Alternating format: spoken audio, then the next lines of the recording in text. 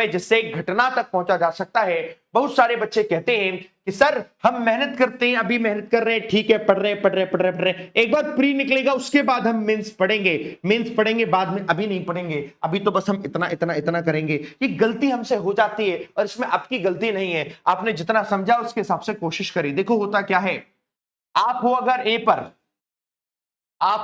पर, आपने कहा ए पढ़ रहे हैं, अभी बी वाला आपने पढ़ा ही नहीं। बी का मतलब पता है क्या, वो जो प्री और मेंस के बीच का हिस्सा होता है, जो मैं रेगुलर प्रैक्टिस कराने में लेकर आता हूं, किसे प्रैक्टिस करो, जो कि है द हिंदू एडिटोरियल।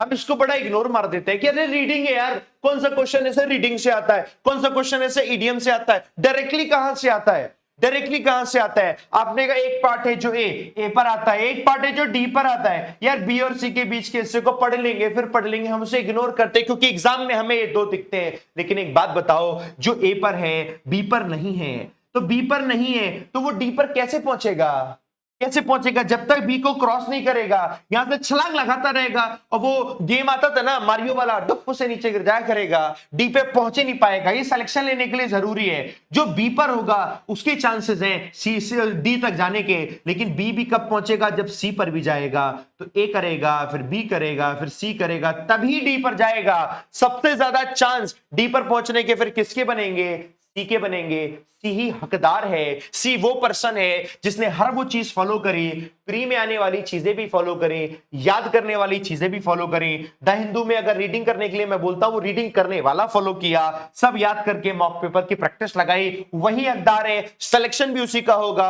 और ए वाला रो रहा होता है, रोते रोते कहता है इतने साल हो गए, इतने महीने हो गए सर, हमारा सिलेक्शन नहीं हुआ। क्यों? क्योंकि तूने बी और सी को पढ़ा ही नहीं, बी और सी पे तूने ध्यान नहीं दिया। ये हम कभी नहीं करना है, याद रखना। रन अप टू को भी ध्यान रखना, रन अप टू ऐसे करना है, आपको रन अप टू करना है, हर वो स्टेप फॉलो करना है जिसकी जरूरत है। हम उसे इग्नोर नहीं कर सकते, बिल्कुल इग्नोर नहीं कर सकते, बिल्कुल नहीं, तो बिल्कुल नहीं। क्या यही बात आप सबको क्लियर हो रही है, सबको समझ में आ रही है? मुझे बताओ।